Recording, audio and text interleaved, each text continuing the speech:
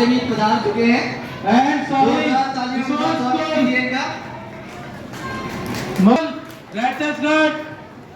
मुकुल रेटसगढ़ साहिल के लिए तैयार है। फर्स्ट अरेना में लक्ष्य सेंट फ्रांसिस लक्ष्य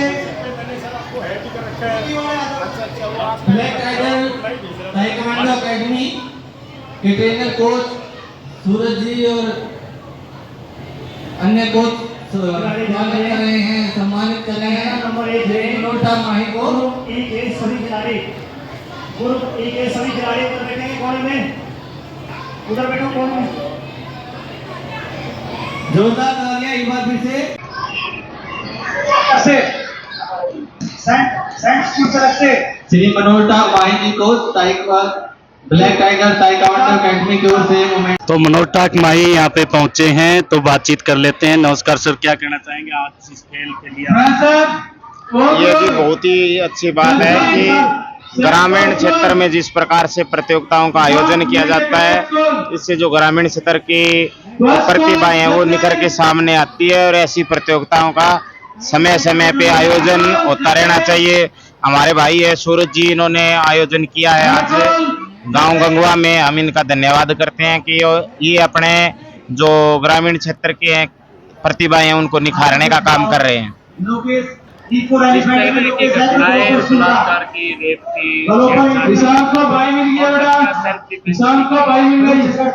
ऐसा है जी, खास करके गर्ल्स के लिए सेल्फ डिफेंस और कमांड, ये टाई कमांडो ये बहुत जरूरी है ताकि लड़कियां अपने आप को सुरक्षित महसूस कर सके और एक मजबूती से लड़ सके अगर कभी किसी प्रकार की कोई दिक्कत आए तो। आज का युवा नशे की गलत के अंदर बढ़ता जा रहा है। नशा तो यूं है जी, अगर हम खेल की साइड जाएंगे तो ही नशे से दूर रहेंगे, अदरवाइज तो आपको पता है खाली दिमाग शैतान का घर होता है। इसलिए ज़्यादा से ज़्यादा हमें खेलों में भाग लेना चाहिए और अपने बच्चों को खेलों में डालना चाहिए ताकि नशे का जो एक जाल फैलता जा रहा है उस जाल से हम युवाओं को बाहर निकाल सकें। खेल ही एक ऐसा माध्यम है कि हमें बच्चों को नशे से दूर रख सकते हैं। हल्के के अंदर बहुत सारे खिलाड़ियों को आपने खेल सम्मान ऐसा है जी, समय समय पे खिलाड़ियों को सम्मान और सम्मान की जरूरत रहती है। बिना सम्मान के खेलेंगे कैसे? और जब बच्चे को कहीं जीत के आता है तो सम्मान भी करना चाहिए। इसलिए हमारा तो ये एक ही उद्देश्य है कि जैसा भी हो पाए बच्चों के लिए समान और सम्मान की व्यवस्थाएं की जाए। गांव में जिस तरह से खेल ग्राउंड आज भी खेलों का तो जी सामान का तो बहुत अभाव है। सरकार कागजों में तो पता नहीं क्या क्या दे रही है किस प्रकार से, परंतु धरातल पे कुछ भी नहीं है। हमारा तो एक ही है कि जब नई सरकार बनेगी कांग्रेस की तो हमें हुड्डा साहब से और जितने भी हमारे शीर्ष नेतृत्व है उनसे एक ही बात करेंगे कि जो ग्रामीण क्षेत्र में खेल है उसके लिए सामान उपलब्ध करवाया जाए। क्योंकि कई जगह हमने देखा है कोई बिचौले खा जाते हैं कोई और, उनको डायरेक्ट सामान देने का काम किया जाए ताकि अगर किसी बच्चे को खेल का सामान ही नहीं मिलेगा तो कैसे आगे बढ़ेगा जी। खेलों को बढ़ावा देने के लिए बहुत सारे सम्मानित लड़कियों को लड़कों को किया है जो अब लाए। हाँ जी, वो तो स्टडी की बात होगी। स्टडी में हमने काफ़ी बच्चों को सम्मानित किया है। आज भी हमारा कार्यक्रम था आजाद नगर में पूरी विधानसभा का।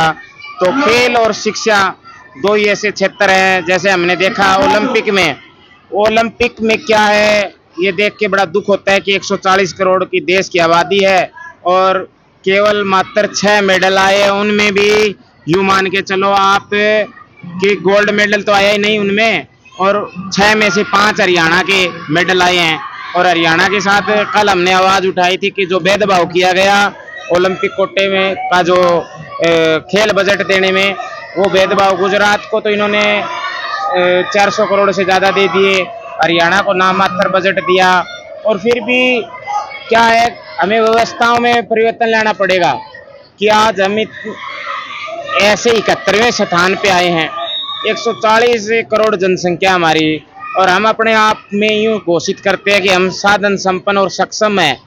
कैसे हैं हम? हमें जो हमारा सिस्टम है उस पे बदलाव करना पड़ेगा। चाइना और अमेरिका और जो ये ऑस्ट्रेलिया है, उनकी जो खेल नीति है किस प्रकार से वो बच्चों को तैयार करते हैं, हम क्या करते हैं, जब कोई इनाम जीत के लेके आता है तो उसके बाद में उसको सुविधाएं देते हैं। उन देशों में क्या होता है, पहले सामान और सम्मान दिया जाता है बच्चों को। तो हमें जीतने के बाद में तो मेडल ले आए तो 10 करोड़ दे दिए, उससे पहले बच्चों के लिए कुछ भी नहीं है। तो हमें एक केंद्र स्तर पे एक ऐसी व्यवस्था तैयार करनी पड़ेगी कि हम 71वें स्थान से कैसे 10वें और 5वें स्थान पे आए।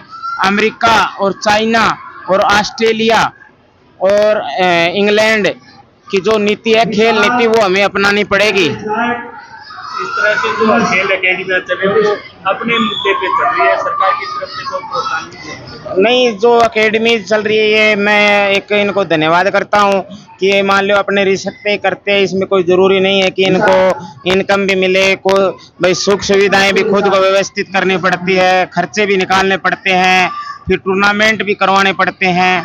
तो सरकार को ये चीजें देखनी चाहिए। हर एक जैसे एक नाम मात्र और खाना पूर्ति वाला सिस्टम बंद करना पड़ेगा। ये खाना पूर्ति वाला सिस्टम चल रहा है, इसलिए आज हम एक गोल्ड मेडल के लिए मोहताज हैं। वे नहीं मिले, नहीं गोल्ड मेडल, और अपने सिल्वर मेडल भी एक अपना भाई नीरज चोपड़ा लेके आए हैं, बाकी तुम ब्रॉन्ज ही आए हैं।